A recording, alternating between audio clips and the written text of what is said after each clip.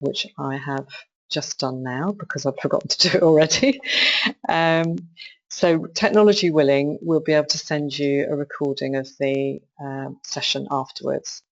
So I'd now like to introduce you to Dawn Newton, our speaker for today.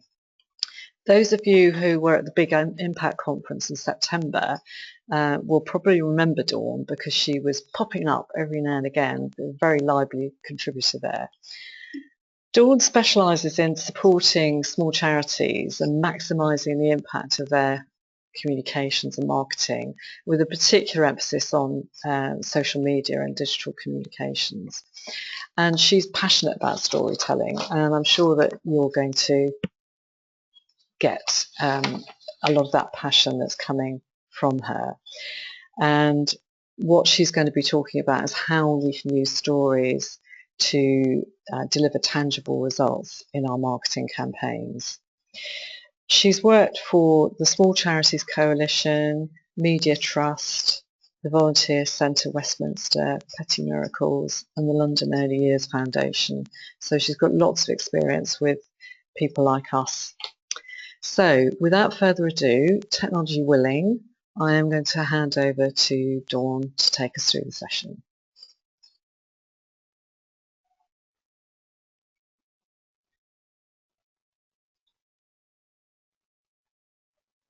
Okay.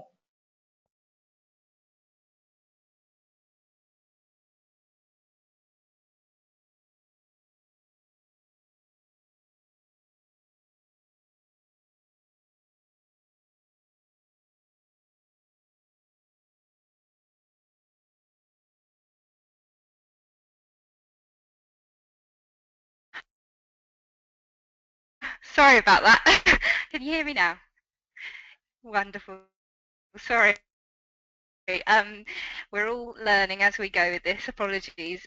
So it's just to say I'm going to just say hello on my webcam and welcome everyone. I'm really looking forward to the session. I hope you are too. Please do enter any questions in the text on the right as we go along, and then we're going to do 4 sections and then have questions and answer at the end of each section. So it's just not me just sort of talking. So it's really important we do ask questions, and there's no such thing as a stupid question, because if you're thinking it, probably quite a few other people are too. So I'm going to turn my webcam off now and bring up the slides.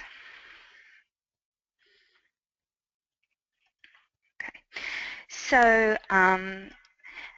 today we're going to talk about powerful storytelling. It's something that's very close to my heart. I've sort of been working within the charity sector for about 10 years now, and it's something that I've really found to be so moving and one of the main reasons I love doing what I do. For those who are a bit more techie geeks, you can tweet today, and we're going to use the hashtag CIB events.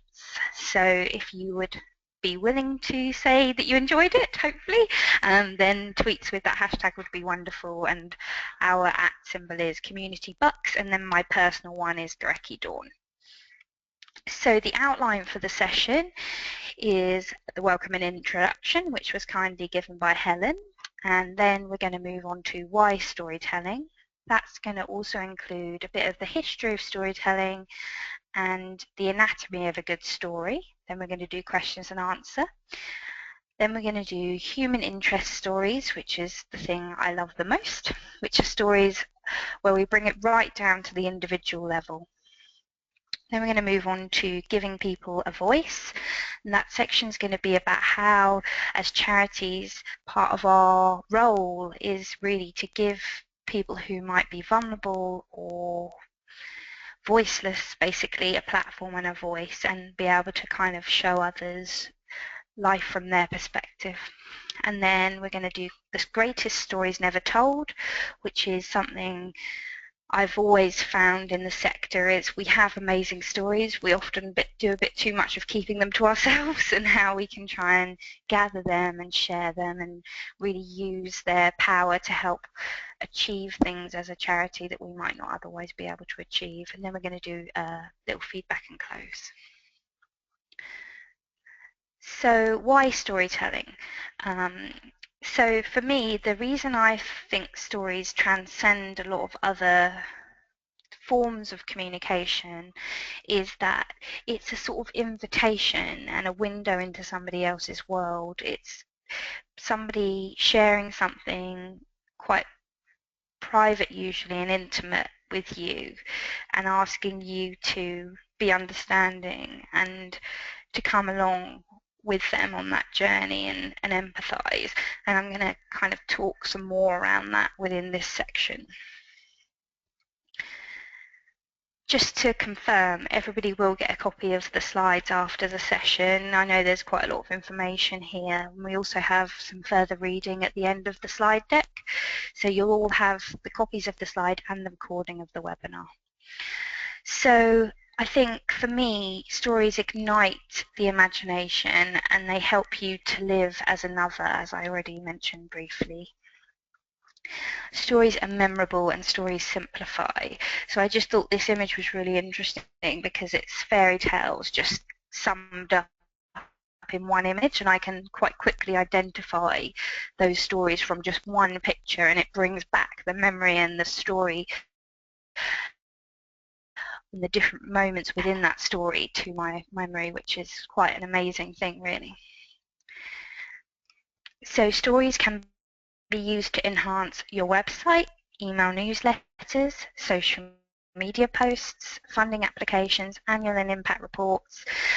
And as we will see later, even more than that, it can be used in events and all sorts of things. Pretty much anything you can do as an organisation can be enhanced with stories.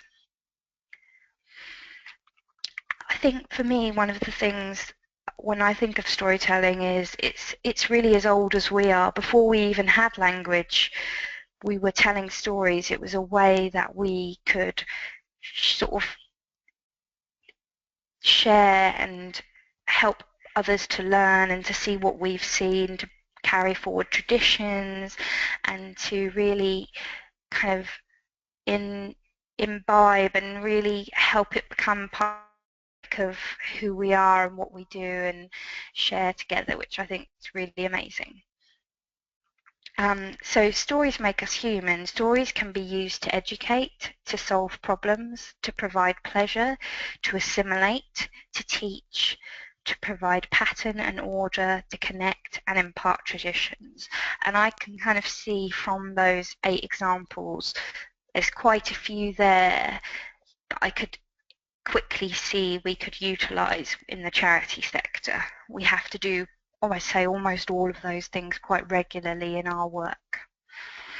So one of the things that I love, the picture on the left is an image created by someone around the Lord of the Rings, is that stories are usually inviting someone on a journey and it's much deeper in experience. So other ways of conveying information is usually imposing information upon you, whereas with a story it's much more complex, I think, than that, and you are more vulnerable and you do have to be quite brave, I think, to share your story. But when you do, the power of that can really go forward.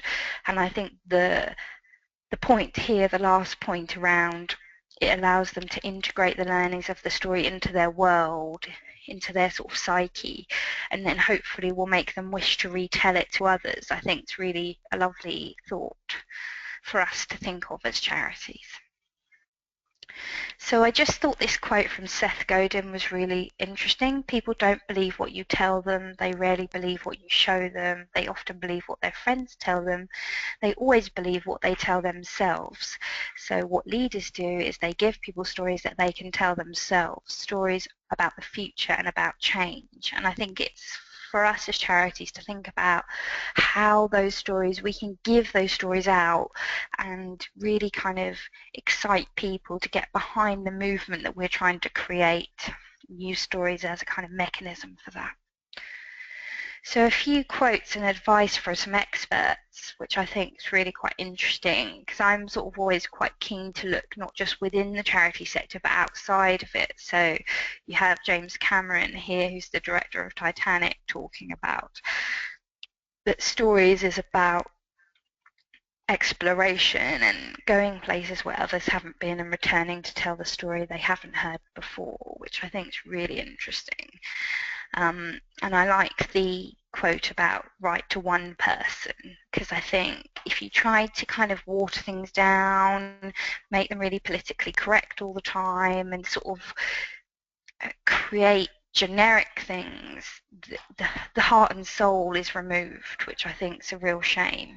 And then the quote at the top, which is, the purpose of a storyteller is not to tell you how to think, but to give you questions to think upon, I really love, because that's powerful when something stays with you and it makes you wonder, it makes you think, do I relate to that? Is that totally out of my frame of reference? It's really an interesting thing, I think. I liked this quote, which I think is usually used around kind of advertising, but I think for us really important to think about, which is that we need to stop interrupting what people are interested in and be what people are interested in. I think that's a kind of shift that we need to make, that we really involve people and make them feel like they are part of this, they're part of that story, and really empower them to kind of help to share that and get other people excited about it, and not just sort of constantly being saying, oh, please donate, oh, this. You know, it's making something really compelling that they're intrigued by and they want to be involved with, as like a kind of almost like a magnet. I thought Steve Jobs is a really interesting example, because I think fundamentally he was an amazing storyteller, and he created an organisation which, well, it's almost a cult really, isn't it? It's something where people will be prepared to queue up at 4 o'clock in the morning to get the new iPad. And we all know really it's not about the fact that it's this little box of technology.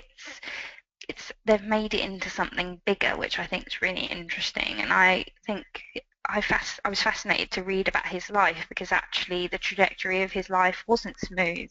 He had quite a bit of adversity on the journey there, and he was always willing to talk about that quite honestly, which I think is great. And I think it really helps, I think, for us to think about how we can not always try to appear so slick and perfect.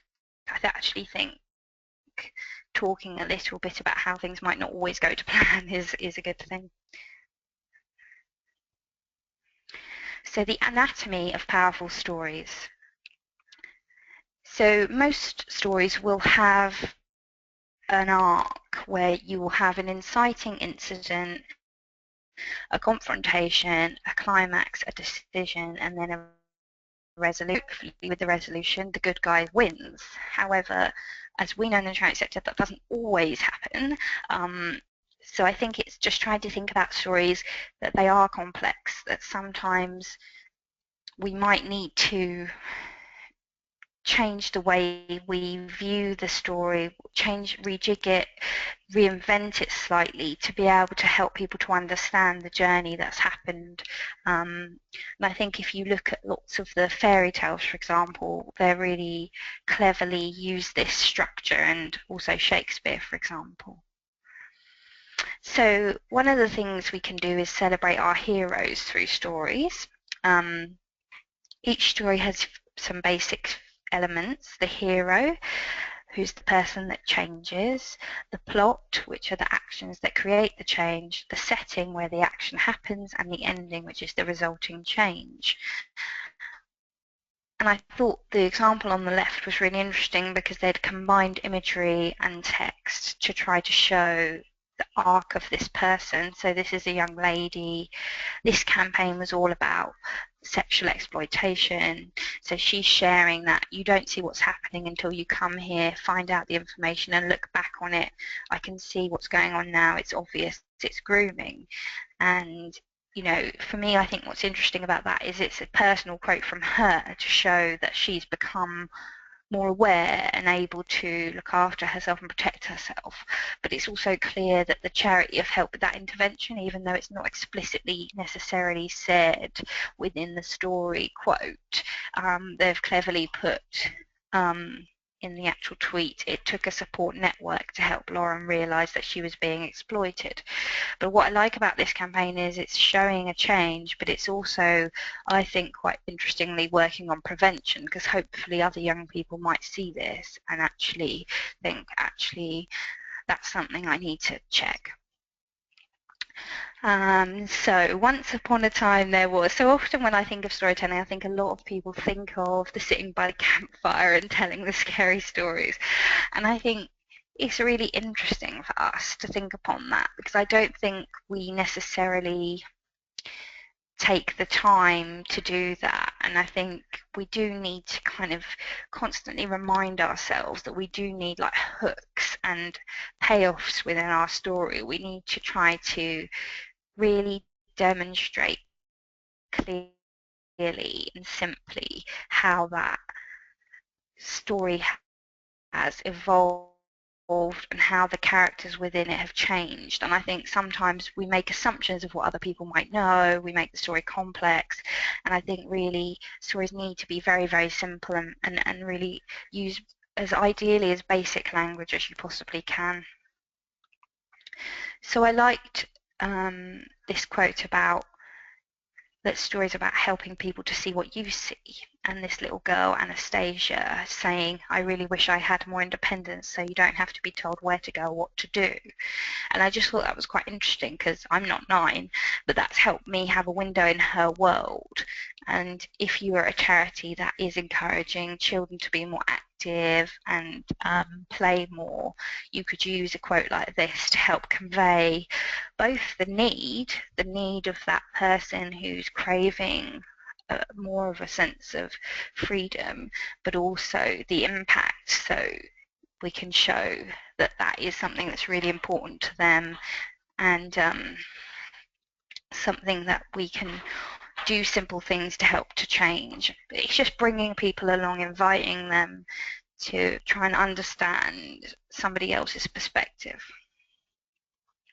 So I thought this was interesting. The future of storytelling isn't about telling anyone anything. It's about story making, where the brand facilitates, taps into stories that people are creating and sharing with each other. And I think interesting to me, because with social media that is so much more possible. So for example, we had a tweet this morning when we came into the office from a charity who'd actually come to one of our sessions yesterday, surgery, and she'd sort of said thank you so much for your time, and she'd really enjoyed the session, and she really felt like she could see a way forward. And it was just so lovely to come into the office to see that.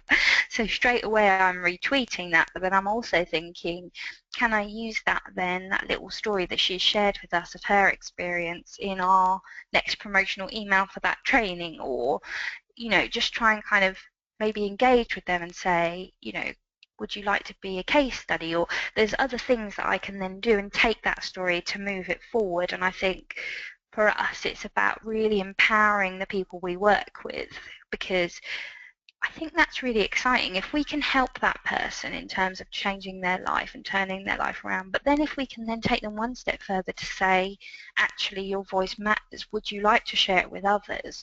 That's really magical, I think. So we've come to the end of that section, so we're going to do a questions and answers. Alex has been grouping the questions together. Okay, we don't have any questions just yet. So I suppose I'm putting it out to the audience. Why are you on the webinar? What do you think about stories? Do share with us any thoughts if you don't have a question, or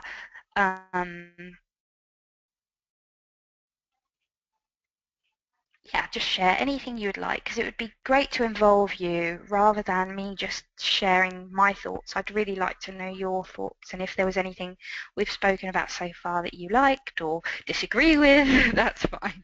Okay, we're going to move on to the next section.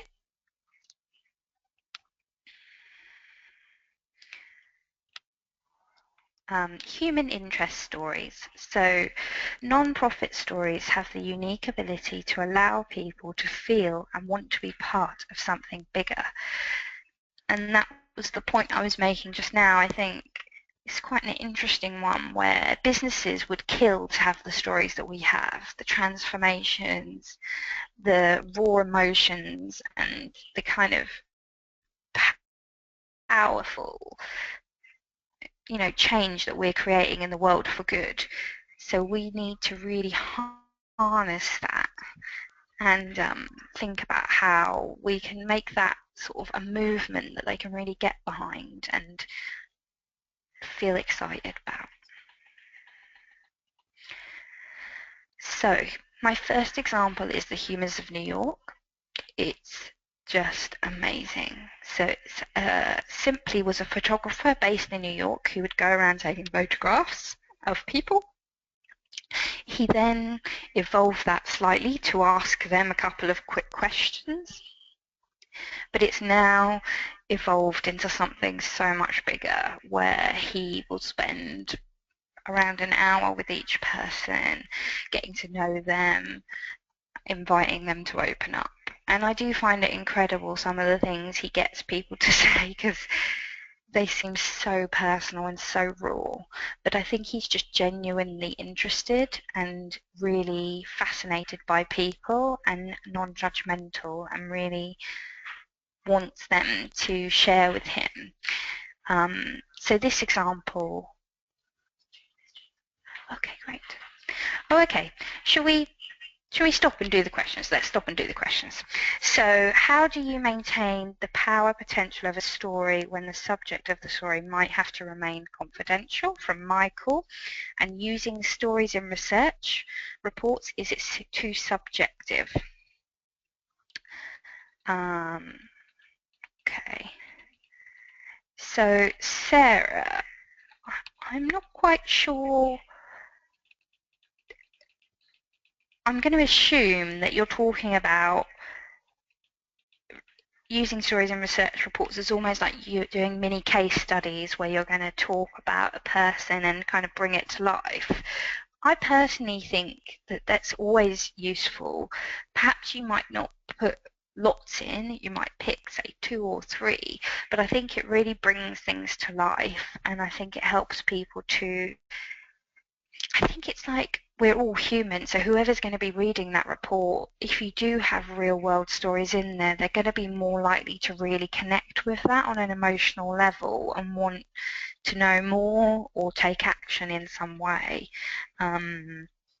I'm sure we could try and dig out some examples of that. So if you'd like to drop us an email, I can follow that up for you. And then the power potential of the story when the person might need to remain confidential. We're actually going to cover that in a later section, so I know that might seem like a cop-out, but I would like to leave that question till that section, and then I'm going to come back to the question and show you some examples of that. I hope that might be okay, Michael. Okay, so back to Humans of New York. So this story is about a kid that he met on the street in Brooklyn in a very deprived area. He asked the kid, whose name was Vidal, who had most influenced you in your life, and he talked about his head teacher who had really made an impact on him and told him stories and told him that he mattered, and it really touched Brandon, who's the guy that runs Humans of New York. And he decided to follow that up by going to the school and interviewing the head teacher. And the story is that she was just about to give up. She had really tried her hardest to turn this school around, and she thought nobody cared, and she had just told her mother the night before she didn't think she could do it anymore.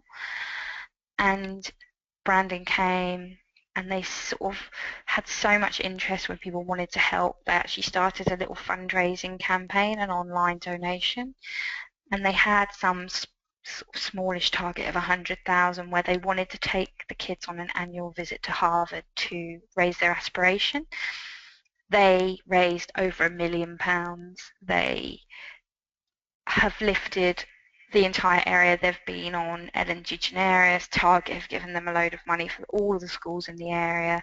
They went to visit Obama, the kid interviewed by Obama, and it just really amazed me, the power of one little story that Brandon sort of felt strongly about. He wanted to then follow up. He doesn't usually do that, and it just sort of really flew, and it just shows you that anything is possible, really is. He's recently been doing a feature on the refugee crisis, and he actually went over to Turkey and interviewed people, but he's back in America now, and he's sharing some of the stuff, and some of the information is around people who are going to be moving to America, but this lady applied but has actually been turned down. But it's just really interesting to me because I don't know if you can see it well, but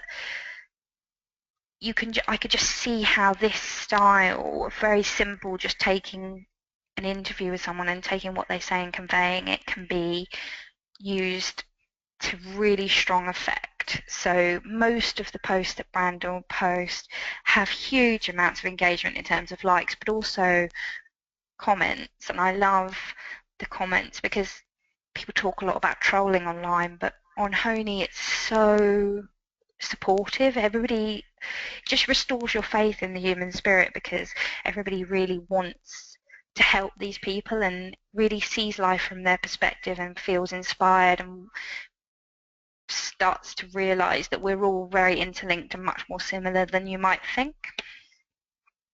So I really recommend having a look at Humans of New York. They actually do the stories sometimes.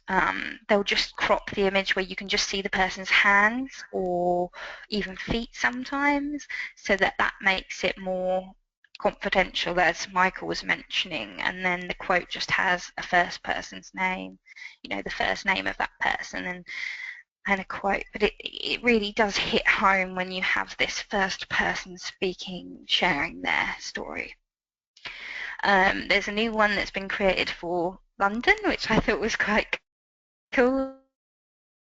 We feature quite a few charities in theirs. So this one's just a story of a lady who's a volunteer, and you can see the story that, her husband passed of cancer, and this charity helped them, and in return she really wanted to give something back to them, and it's just a lovely story, and I think it's a story that most charities could tell in some way, shape or form. I mean, we could even do that ourselves. We had a message from a volunteer today saying he's got a job and he's really happy, but he wanted to let us know, which I thought was really lovely. And I think it's us trying to kind of think about how we, in a way, we can thank volunteers by doing this, by sort of sharing that they do so much for us and giving them that platform to speak. So this example I just liked because it shows on the left the actual problem, and then it has the lady who's speaking, and I just think it really helps you have a window into what's happening with them and the problems that they're going through. And you can see they got 57 retweets and 48 likes on that story, so I think it is very powerful, a way of getting people to just have a quick, that's what that person's life is like, moment, which I think is really powerful and moving.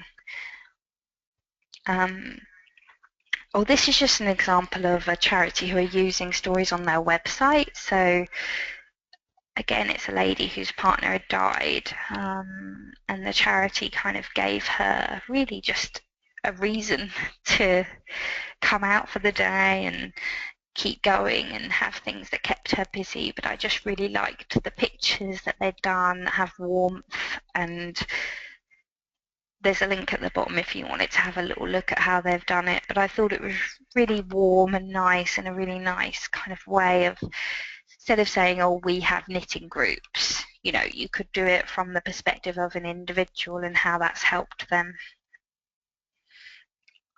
So recently we went to the AGM of a local charity, Aylesbury Youth Concern, and I thought it was really powerful that at the event they actually had coached a young person to actually speak to the group, and it was obviously really hard for him to do that. His name was Ben. He's basically been in and out of prison since he was 16 years old. He has no support from family or friends, and the charity were there for him, and he was on quite hard drugs.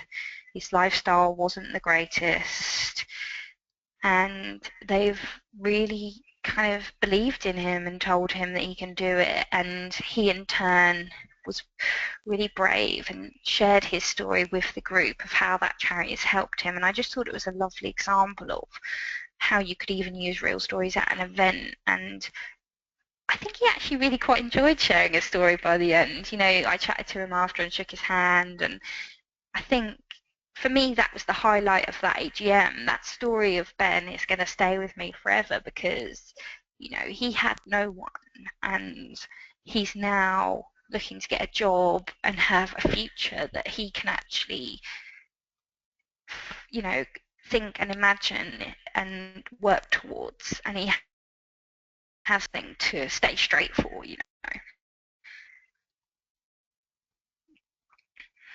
know.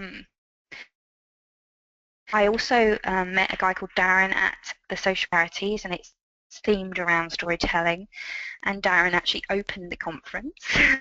Quite a hard thing to do because there were 180 people there. But it's just fascinating to me because he was a delegate at the previous year, and he was so inspired by the stories. He's now basically making it his life's work. So he's shared his own story, and then he's now really about empowering and encouraging others to do the same. So I think with storytelling it can be quite infectious, and I think it's interesting for us as a charity. I think it is part of our responsibility to make sure those stories are told, but also to try to work towards empowering our groups to tell it themselves in their own terms. So I just thought I'd kind of give a bit of a marketing example. Not sure if it might be helpful, hopefully. So functionally, Nike design and make trainers and sportswear, but they say in their marketing and comms, just do it. So I find it quite interesting because it's trying to again elevate things and tell stories that are beyond just what the day-to-day physical factual things we're doing are. It's standing for something bigger, and I think that fascinates me. So I've just got a little example of that. So Petite Miracles, who I help, functionally teaches long-term unemployed people how to upcycle furniture. They take unwanted furniture, restore it, sell it from their shop, and raise money to make charity sustainable. Gosh, that's a big kind of sentence. And then I sort of just suggested, could we say we're giving people and furniture a second chance? Because it's just a nice, simple way of trying to convey both what we're trying to do, but also the impact of what we're trying to do. Just trying to kind of create a hook that someone else might be intrigued enough to kind of think, oh, that's quite interesting. And then I think we can take that one step further, where you can say buy an upcycled desk and help a Londoner back into work, which I think is quite interesting. So rather than us do ads about either furniture that's for sale or we're a charity that help people get back on their feet, we're trying to kind of combine those two things into a little story there. And then a sort of deeper story about an individual is Ayub, who came to us through the work programme. He's now actually running the workshop. So it's really quite a nice thing to kind of see a person who came to them. He'd been unemployed for, I think, nearly 2 years. And he showed some initiative, and that initiative paid off, and he now is employed by that charity, and he now teaches other people who are just like him. And I think that's lovely because he's been there, you know, he's been that person, so he can really powerfully convey to them and help kind of motivate them. And for me, the charity is so inspiring just because, you know, both furniture and the people have effectively been discarded by society. People aren't interested. They've been knocked back so many times and told they're worthless, and the charity combines the two. The person transforms the chair, and then the person themselves is transformed. It's just really an amazing process. So I just wanted to show a couple of more real examples of the Ovarian Cancer Action charity actually have a section on their website. I don't know if you can see up here, your stories. And then they feature individual stories, and you can click through to read more about them. And I just thought that would be such a cool thing if charities had that a bit more, where on their websites they actually showed, you know, what actually their beneficiaries and people they help, their story, and act as a platform for that.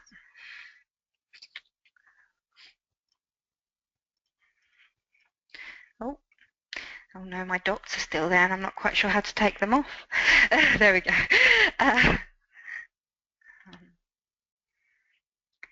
Right, starting with the story. So I thought Simon Sinek was actually mentioned at the conference by the keynote speaker, but I thought it was quite interesting for us to think about why do we use stories to make the invisible visible, how we need to try and design visual stories, and what we need to playfully create clarity and unearth purpose. So I think you can see that in quite a few of the examples I've already shared.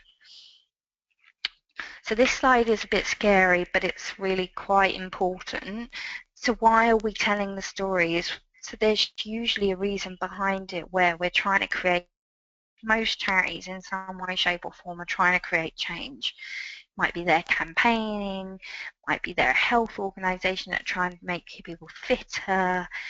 It might be Macmillan or a cancer charity where they're supplying nurses to help people who have cancer. It might be that they're a research organisation to try and find out cures for cancer. So I think it's just interesting for us to kind of come back to what is it we actually want them to do. Are the stories to facilitate them to stop doing something or to start doing something? There's so many different things that they could do, but I think it's trying to kind of make it really easy for people to then act, because the story is going to put them in that mode of I'm interested, and we have really a very short moment in time to then try and convert them to actually take action and do something as a result of that connection. I just think empathy creates change. So when you read a story that you feel connected with, you sort of really start to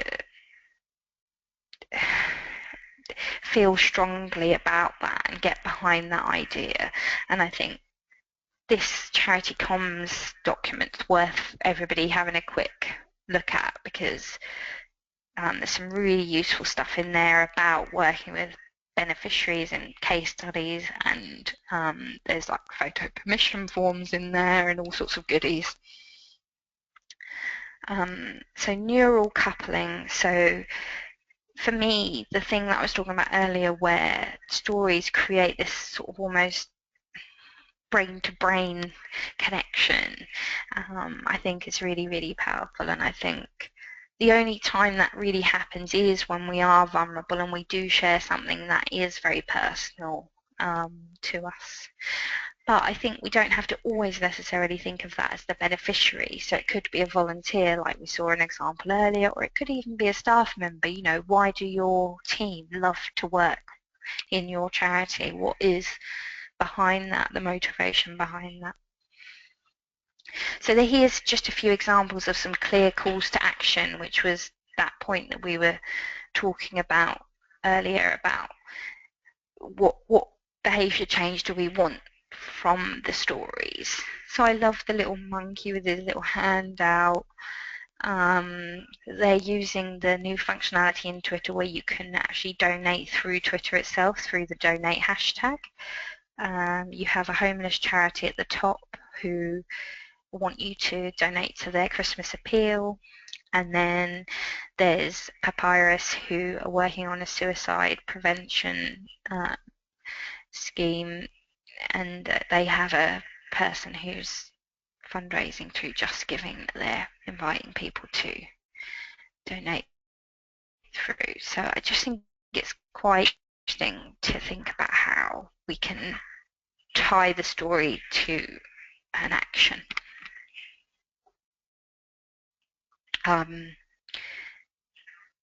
I think it's quite interesting for me. I watch quite a bit of telly, and especially at this time of year, there's lots of ads for charities, and they tend to be one extreme to another. So they're either really sad of children in an orphanage or animals that have been left and abandoned, or they're showing a transformation. So it's sort of quite divided, and I think it's important for us to remember that different kinds of people might need different stimulus. So for me, the adverts with the children in the orphanage would never work for me. They just upset me. I can't watch it.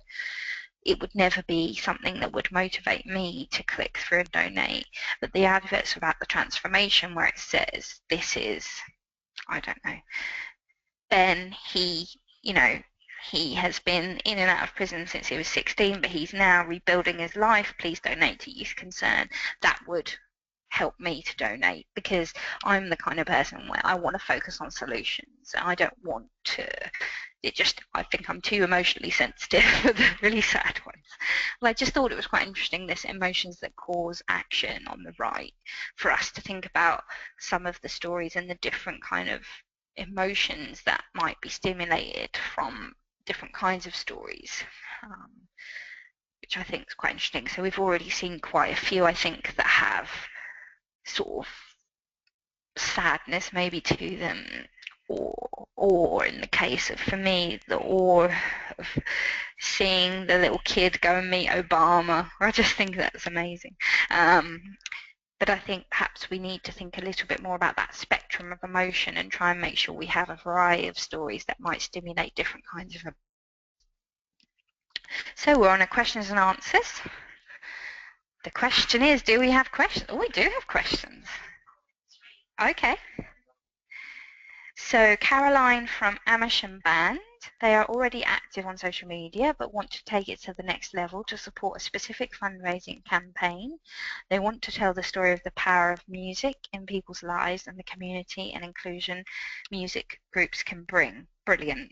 I think there's so many elements to that I think you could use.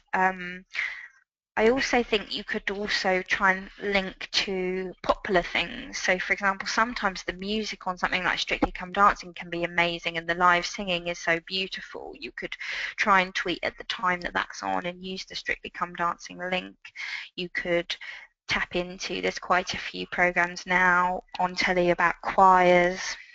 I'm trying to remember the gentleman's name on the BBC. He has some really great I can't remember his name. It's Gareth Malone. Yes, I love those. So again, that could be something you could tap into. I think sharing quotes from the band members, perhaps little videos with Instagram, for example, or really any of the platforms now, you can do quick videos like 20 seconds. I was actually in Marylebone Station the other day, and Wycombe Band, the High Wycombe Band, were actually playing in the station. I took a quick video and posted it. So it might be about kind of encourage, I know this is Amersham Band, but I'm just saying it's quite similar. If you encourage the participants who might listen to the performances to share, that could be quite a powerful way of amplifying your message out to others. So really ask for that, I think. Oh, and thank you, Harriet, for saying you've been inspired. That's really all I can possibly ask for. I'm really pleased. Okay, so we're going to move on because we're fast running out of time. So giving people a voice.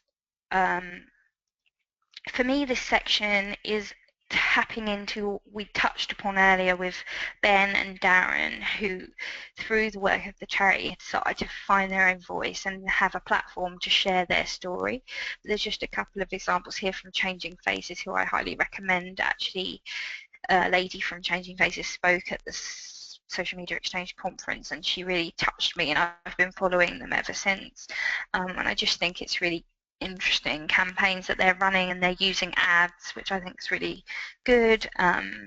So they're one I think to have a little look at, to kind of see a charity who are really kind of working with their beneficiaries to help them have the confidence to share their story.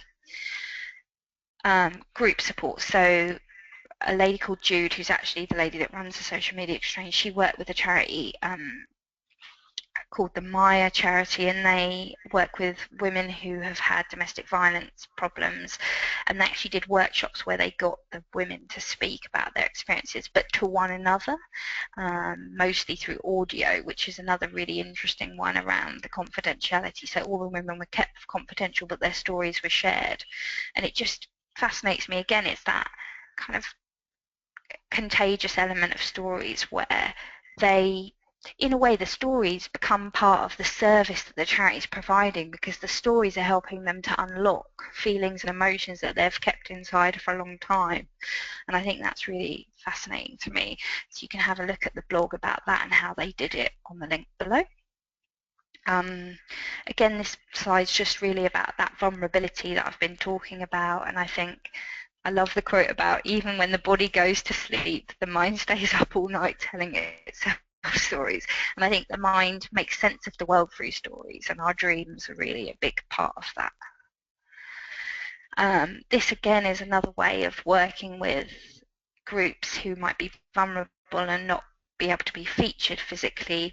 They basically, a charity worked with young people in Pimlico, and they did loads of like they took magazines and created sort of like collages of what they wanted, and the idea was the young people were the audience, so they could really help inform the charity on what might appeal to young people and how that poster could create the behaviour change. And then an artist, a lady called Veronica, who I'd actually introduced to the charity, worked with that charity and the young people to kind of create this poster to kind of encourage the change, and that went in buses, and I actually saw it on a bus and took a picture of it because I was like, oh. So that was quite an interesting one, illustration, I think. So how could we use storytelling? We could do interviews with beneficiaries, volunteers, staff or partners. We can share failures and successes. We can share tips and advice. We can gather quotes and testimonials. We can use short video on YouTube or Instagram. The animation on this is not quite gone how I'd like. This is just an example of what we would call user-generated stories, which is basically a person. On the left is a gentleman whose father had a bone marrow transplant. So the young guy in the picture, it's his page, but it's about his dad who'd been helped by Anthony Nolan, and he shared that they're 1 year on from the transplant. And then the charity itself reshared that with their page, because if somebody shares something on your charity page, none of your followers will see it unless you reshare it. But I just think for smaller organisations this can be a really great way, because you don't have to seek out the story. The story effectively is there, it comes to you and it's from the heart, and it's a really lovely, efficient, cost-effective way, I think, of trying to work. But it might need a bit of encouragement and sort of trying to kind of let the people you work with know that you need that kind of thing. I thought this was another interesting example of a reading group in a prison where they can't show the faces of the people, but it's just a playful way of kind of showing that, which I thought was really fun. And I really sort of, that image stayed with me. I actually was using it for another project, but I brought it into this presentation because it really stayed with me for some reason. And then I just wanted to say that it doesn't always have to be necessarily about the beneficiaries, it might be about the staff. So the staff team at RNLI decided to wear the lifeboat crew kit to fundraise for 24/7, which was quite an undertaking. I think a very uncomfortable day for them, but I think they did a really nice job of bringing humour to it and just kind of involving people in something they're doing that's a bit more behind the scenes. I think also it's important just to mention about the fact that stories need to be able to work on mobile. I don't think enough charities think about that, and I think it's thinking about nice big images and not too much text, because when you're on a small screen you're not going to be able to, you're not going to really want to read through reams and reams of text, and you're going to want a really nice strong image there. And obviously through social, that's something we can all do now, which is great. questions and answers. I think we might not have time. I don't think we've had many anyway. Great. Okay, so we're going to move on. So this section is going to be really quick. It's just the greatest stories never told. It's all about how I was saying we often keep our stories to ourselves, so we might come back to the office and chat to a colleague, but it's really important that we identify powerful stories and we make sure they can be shared by the charity. So that might be telling the marketing person if you have a marketing person, or it might be writing it down on email and sending it to all the staff so it can then be amplified. And it's just some tips here on how you can actually do that, which is make sure you value stories from induction. When I worked at the volunteer centre, the lady who founded the project I was on said, stories are our most precious thing, and we're going to share our stories with you, but we now need you to take those forward and collect new stories and carry that forward for us. And that stayed with me. I think it's integrating it into existing processes, like on evaluation forms. Can you put a free text box where you can try and get a testimonial out, and if that's intriguing, maybe follow up for a full case study. Thinking about your consent forms, thinking about, could we in team meeting every now and again share a story that's moved us as a team member. And again, it's looking on social for people who are probably already sharing stories of what they've found working with you, and making sure you find ways to reshare that. Just a slide here for later to read. I think stories are your most precious asset. They need to be organised using a system, and they should be integrated into your wider campaign. So the fundraising campaign that was mentioned earlier. You need to look after your people. Requests need to try and come from a central point, so you don't have a beneficiary being asked to do loads of different things. You need to think about providing media training if you are going to ask them to do lots, but the most important thing is to try and make sure you say thank you to people who have shared their stories and helped you as a charity to get those real stories out there. So there's a challenge to take back to the office to get your team to write a story in a couple of sentences, which I thought would be quite a fun one as a piece of homework.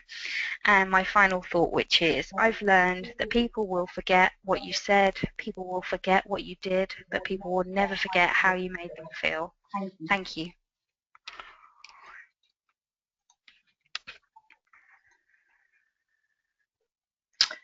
Well, that was a fantastic run through storytelling. So thank you so much to Dawn.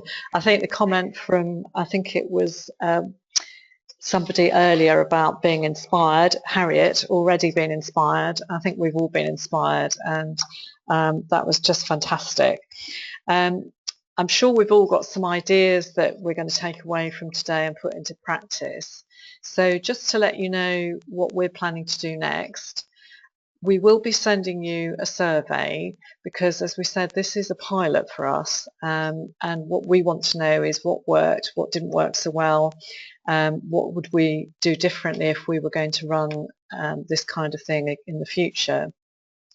And we also need to evaluate whether this is the kind of approach that you would find helpful for a number of different subject areas on which we might be able to help. So your feedback is really important to us.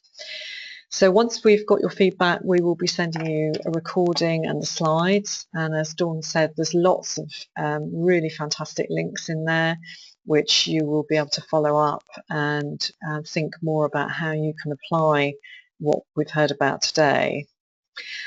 And of course, we'll all be telling our stories. And I think Dawn said earlier, and please do this, that if you send your stories to us, then we can share them, and that just brings them to more people out there, which actually helps everybody. So please think about doing that as well.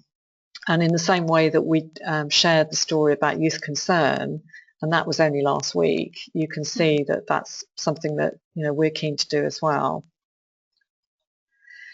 And just a final plug to remind you that as Community Impact Bucks, we obviously offer lots of other help. We have the regular advice surgeries on volunteering, funding and governance, and you can see them on our website, book through our website. And in January, we have our annual Future-Proofing Trustee Forum. So if you or your trustees haven't already booked, then please do think about booking before Christmas. And if you're also interested in finding new trustees, we are running a session later on that day at 5:30 on the 18th of January, where we'll be introducing potential trustees to groups like yourselves who are looking for new trustees. So once again, a big thank you to both Dawn and to Alex, who's been ably keeping on top of the questions and helping people who are having trouble with the technology. And it just remains for me to say, on behalf of all of us at Community Impact Bucks, thank you so much for joining us, and have a fantastic Christmas, and we'll see you all in the new year. So thank you. Bye everyone. Bye bye.